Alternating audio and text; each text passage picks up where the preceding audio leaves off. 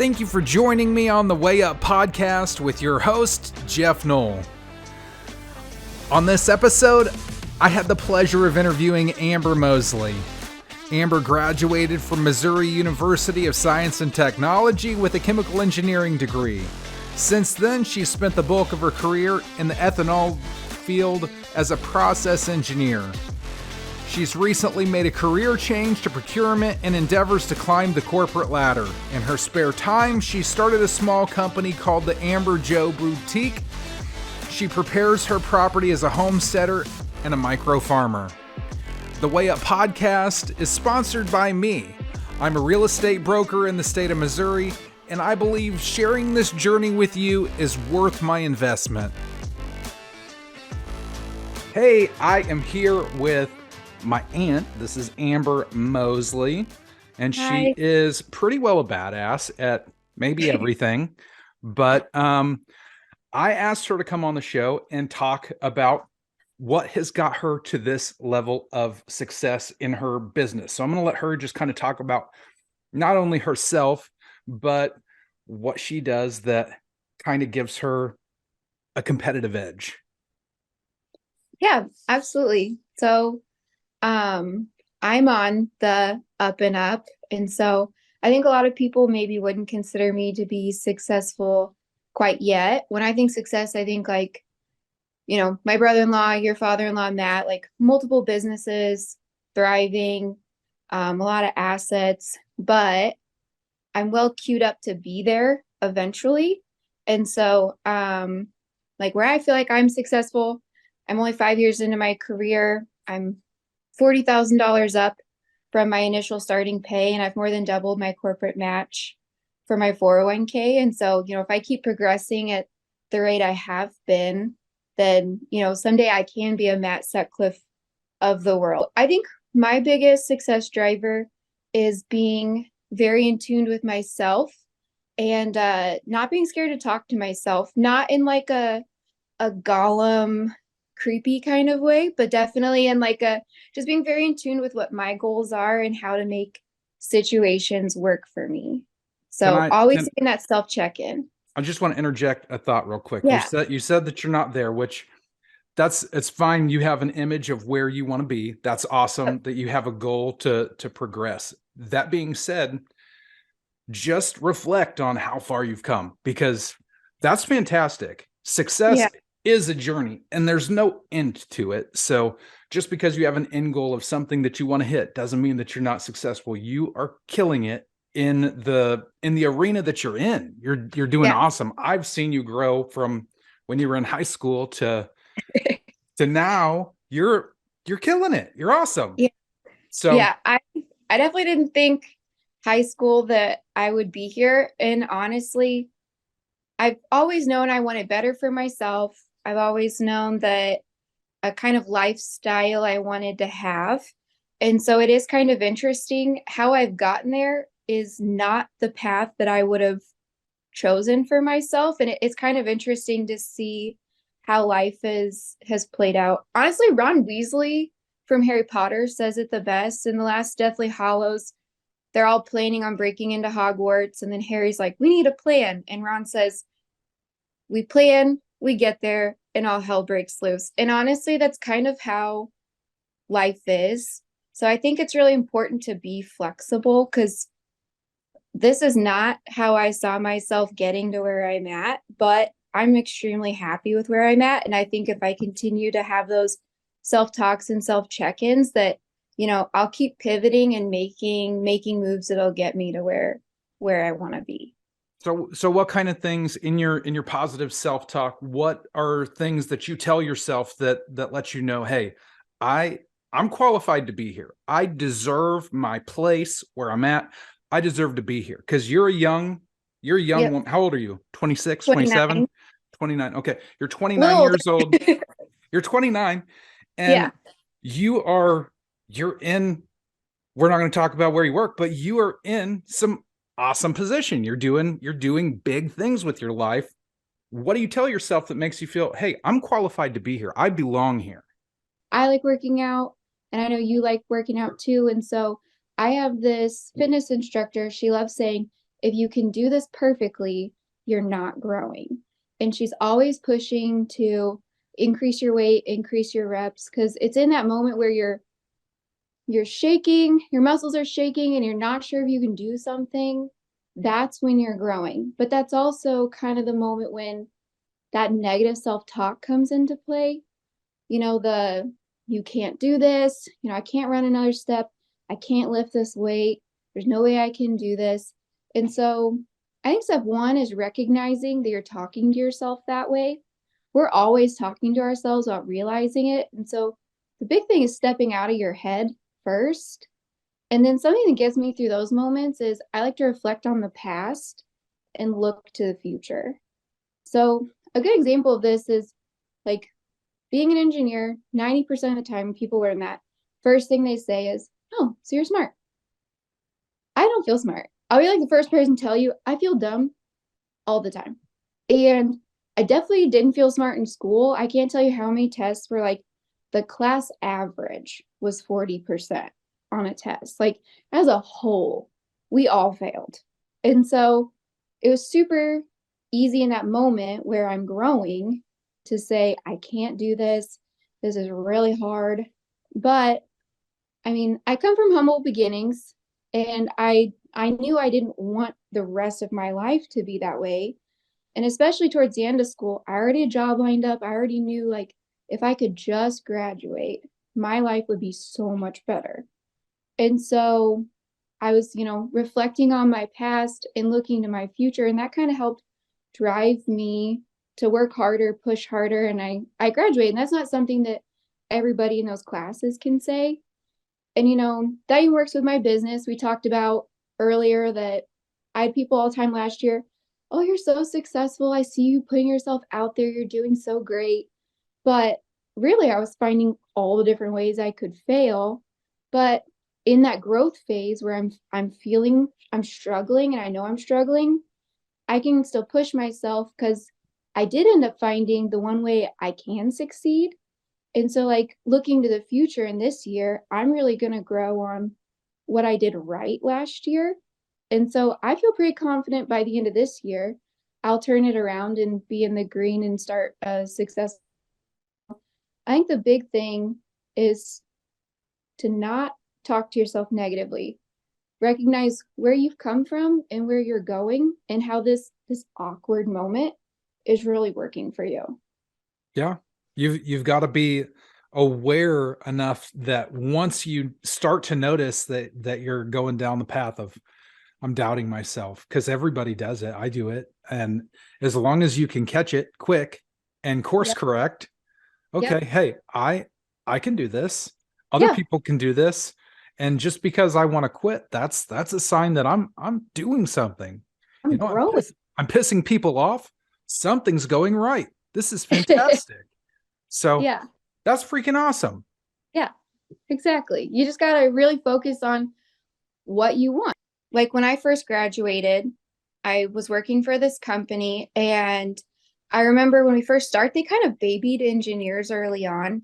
And so I wasn't like getting a lot of that resume building experience. I actually had more responsibilities as an intern co-op for them than I did as a full-time hire. And so, getting back to that self-talk, I'm like, hey, if I'm going to get this position, if I'm going to I need to build my resume. And so one thing this company was really good at was investing in training. A lot of companies, you have to get manager referrals or things like that. But this company gave away trainings. And so, if I wasn't being engaged in work enough, I actually signed up for a ton of trainings because they just gave them away. And so, I got my Lean Six Sigma green belt. I volunteered to be our 5S champion on site. And I just took all these hazardous material training, leadership training, and I stacked my resume that way. And so I'm really good at checking in and saying, maybe this situation isn't working for me the way I want it to, but this is how I can continue to grow. And so from there, after having all those trainings and still not getting a lot of like good opportunities, that stacked my resume enough that, my next move was I applied for one of our competitor companies. And I did get in, and I got in at a position that would have taken me 5 to 10 years at my current company to achieve. And so I was able to kind of bypass that and stair step up. And so I think something that's helped me with that is there's this really interesting, there's some psychology statistics around women versus men in the workforce. And one of them is women are raised to be perfectionists. And so a lot of times we'll look at positions that are posted and there'll be 5 qualifications. And if you qualify for 4 out of the 5, a woman will typically not apply for that position. Whereas opposed to in these studies, men would qualify for maybe 2 or 3 and they would just send in their resume. And so that's something that really stuck with me. And so even if I don't check all the boxes, I'm going to throw my name in that hat and in that ring. And the worst thing that can happen is they just don't call back. And that's fine. You know what? If you have a resume on hand, that might take, 30 minutes of your day. But if that turns into an opportunity, that could change your whole life. And so that's something that stuck with me. Send it. So you're telling me that you signed up for all of these classes that you didn't have to take, like they were optional and they were available to everybody. I just hit my microphone. They're available to everybody, but probably not everybody took that opportunity to do those classes. Like they don't. They're wanting to, what can I do to get my paycheck this week? Yeah. And I'm not worried about later. I just want to get through and do the minimal amount. And you're taking on extra responsibilities, extra classes. You're doing all of this stuff. And that puts you in a position where you were able to bypass years by moving to another company and stepping into a higher role. Right? Yep. Yeah. That's how I've made a lot of these leaps and bounds in my career so quickly, is by taking that extra initiative. Even with the current role I'm in, people still ask me about those qualifications and those trainings I had 5 years ago. And so it's even still working in my favor, and I'm still able to talk about them in interviews and when applying to new positions. So I think that's the difference between letting life happen to you and making life work for you, is, having those self-talks, knowing what you want, and not just showing up to work every day, hoping your boss sees that you're going above and beyond, and hoping that, every year when you're talking about promotions or new opportunities, just getting your standard 3 to 5% raise. I think that's the big difference, is showing up and making life and what you want out of life happen. So you have done more than just built your corporate career. You have started a business. You're a entrepreneur. So I want to hear about that business. Tell me about that. Yeah. So being in engineering, my job is not very girly, but I'm girly. And so I just thought that starting my boutique last year would be a fun way to kind of express myself and maybe turn some things that I like as a hobby into a business. And so, and then that also gets back to like success is kind of, it's relative, it's different for everybody. And so last year, being my first year in business, it was more like figuring out all the different ways I could fail. And so it's kind of interesting and fun. There's so much upfront cost with starting a company. I don't casually have a register. I had to buy a register, had to buy iPad for that register. There's so much upfront money that it takes just to start a business. And, one thing I found was, and getting back to those self-talks, is, I started a website, and then there was a lot of interest in the website when it first opened, but then, 2 or 3 months in, it kind of dies off. And so, that self-talk and pivot, I'm like, okay, now I'm not really selling anything and this isn't working for me. So then I start showing up to in-person festival events. And that's when I kind of learned, I'm like, okay, in person, I do way better than online.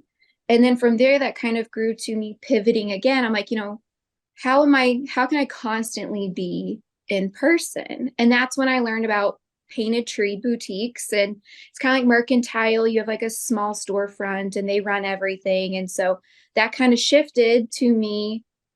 I have 2 stores in Tennessee now. And so it's kind of fun because I had a lot of people approach me last summer and they're like, you're so successful, oh, I see your boutique's doing great. And in my head and on my side, I'm like, I just built these stores. That was so expensive. I now own a table saw. I know how to use it. I Google how to use it. That's Nice. bad, but I did. And now I know how to woodwork now. But for me, on my perspective, I was like, I was constantly assessing how I was failing and trying to find, where I work. And so it's kind of interesting because to myself, I didn't feel like I was doing very well, but from outside, everybody's like, you're killing it. Like I see you're showing up, you're doing all these things. And so it was kind of a fun exercise in that. And so, going into this year, I don't have all those things that I need to invest in up front, and I know what works for me. And so hoping to open up a couple more of those in-person stores. And I ended up just dissolving the website. It just took a lot of time and energy. And so it's an interesting experience. So I'm actually hoping this year it's successful in a way that I view as successful. I'm hoping to kind of turn it into the green. And so I really enjoy it. It was a fun way to turn something I like into a successful business. Yeah. Well, I mean, you just described what Thomas Edison, whenever he had over 9,000 failed attempts at the light bulb, he didn't look at himself as a failure. He looked at, he's found 9,000 ways that are not the correct way. And that's okay, because you have to go through those failures to get to the success. So you are building something awesome, and you're kind of a monster in your space. It's exciting to know what is coming ahead. So as long as you keep putting that out and you keep doing the work that is the consistent daily grind, you're doing that, there's no way that you're not going to be successful. So that's super cool. Can you give everybody just a handful of examples? What is some positive self-talk that you tell yourself? I want some mantras that you, whenever you're starting to feel like doubting, who am I to do this? What is your comeback? What's your mantra? I want to hear it. So when I'm doubting myself, I think, like in terms of industry and everything, whenever I'm doubting myself, I like to turn those into wins. Like if I'm very self-aware, I know what I'm good at, I know what I'm not good at. And if I'm not good at something, I want to work on that and get better. And so I look at that as not a failure, but an opportunity to become even better at what I'm doing. And so I think it's I find it rewarding to find wins in my loses. And so, or I guess in my losses. I've heard it both ways. It's okay. Yeah. And so I think the big thing is really not dogging yourself on where you're failing, because that's the same thing with the boutique. I could have just said, man, my website's failing, I'm a failure. But let's find a way to make that work for you. And so I think that you need to turn your losses into wins. You need to grow in that space, because that's really where you're going to grow. And then that's where, like I got all those compliments. You're doing so great. You're so successful. But that was just turning my loses into wins. And so I think it's important to see opportunity in it. Absolutely. Yeah. Very, very cool. Well, I appreciate you coming on the podcast. Is there any final thoughts or anything that maybe I should have asked you that I didn't ask you? Well, I think something that's really worked for me when going to like promotions and stuff. So if anybody's in industry, if you have a boss, a regular check-in for promotions or upgrades, my aunt gave me this advice, and she was high up in Bear, and she said to create, in my instance, it's called an Add a Girl folder. And so, or you can be an Add a Boy too, but anytime, that's right, that's you.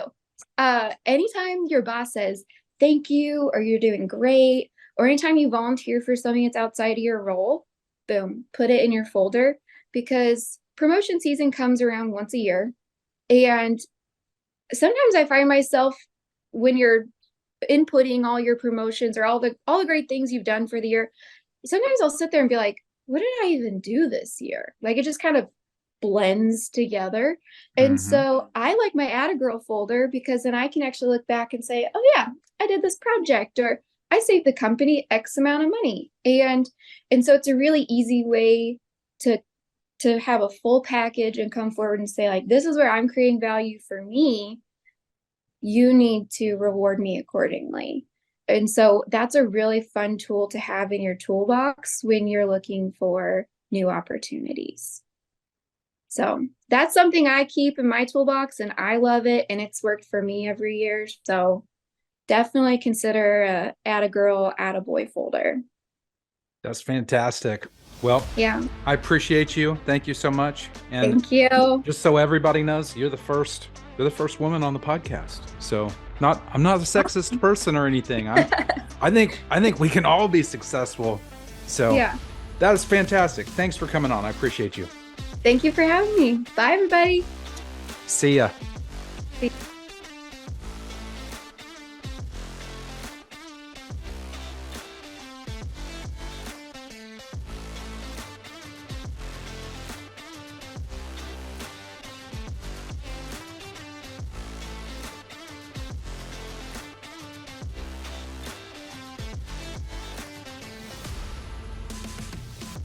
Yeah, boy.